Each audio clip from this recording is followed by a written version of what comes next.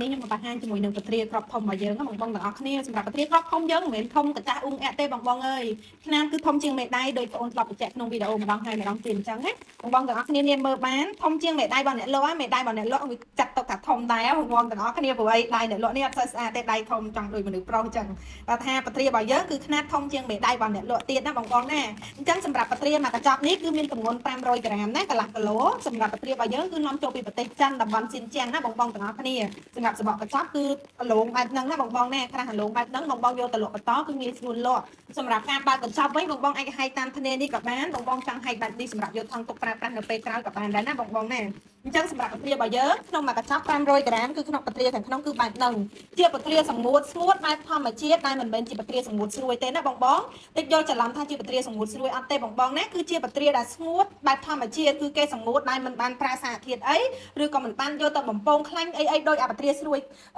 ខ្លះទេណាបងបងណាហើយសម្រាប់ពទ្រារបស់យើងគឺក្របធំជាងមេដៃឡើងទាំងអស់ណាបងបងណាអាចមើលបានហើយសម្រាប់ពទ្រាក្របខ្លះគឺបងបងឃើញអញ្ចឹងគឺធំដល់ຂនាតប៉ុនមេជើងតែម្ដងបងបងទាំងអស់គ្នាអញ្ចឹងពទ្រារបស់យើងដែលយើងនិយាយថាគឺយើងបានជ្រើសរើសបន្ទាប់ពីយើងកំងពទ្រាຂនាតធំនឹងមកពីចិនហើយគឺកេះចាំខ្ញុំដាក់រូបឲ្យបងបងមើលណាគឺកេះបែបនេះអញ្ចឹងអាហ្នឹងគឺជាពទ្រាដែលຂនាតធំសម្រាប់យកមកលក់តម្លៃហ្នឹងឯងហាងខ្លះក៏គាត់បានរើសដូចរបស់ខ្ញុំអញ្ចឹងទៅហាងខ្លះក៏អត់បានរើសទេយកមកគឺបានច្រកចូលកញ្ចប់ច្រកលក់ជូនបងប្អូនតែម្ដងអញ្ចឹងសម្រាប់ហាងខ្ញុំរាល់ពទ្រាដែលចូលមកកេះធំធំកេះដែលថាវាជាຂនាតធំស្រាប់ហើយក៏ខ្ញុំនៅតែយកមកជ្រើសរើសຂនាតដែរបងបងណាសម្រាប់ពទ្រានៅពេលដែលខ្ញុំជួបຂនាតតូចជាងមេដៃគឺខ្ញុំអត់ដាក់ចូលក្នុងកញ្ចប់កន្លះគីឡូដែលលក់ជូនបងបងតម្លៃ1គីឡូ4ដុល្លារហ្នឹងទេគឺយើងខាត់ចាញ់ខ្ញុំយកទៅលក់តែ1គីឡូ3រៀលកន្លះហេបងបងណាខ្ញុំចាត់ទុកវាជាຂនាតកដាលវិញយើងអត់ចាត់ទុកជាຂនាតធំបែបនេះទេណាបងបងណា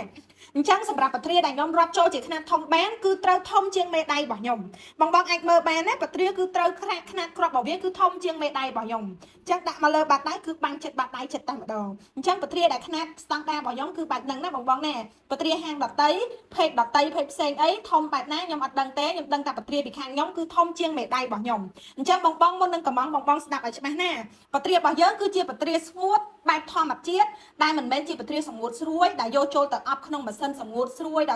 ល់រឹងអត់ទេបងបងគឺជាពទ្រាដែលតុនបែបធម្មជាតិណាបងបងណាដោយសារខ្ញុំអត់មានកបិតនៅជិតខ្លួនអញ្ចឹងខ្ញុំឲ្យបងបងមើលសាច់ពទ្រារបស់យើងខាងក្នុងគឺបែបនេះណាបងបងណាសាច់ពទ្រាគេហៅសាច់ទឹកដោះគោប៉ុន្តែពណ៌របស់វាមិនមែនលឿងបែបទឹកដោះគោខាប់ហ្មងទេបងបងណាបងបងត្រូវយល់កន្លែងនឹងដែរណាបងបងទាំងអស់គ្នាអានេះគឺខ្ញុំថតឲ្យមើលជាក់ស្ដែងសាច់ពទ្រាគឺវាពណ៌បែបហ្នឹងមិនមែន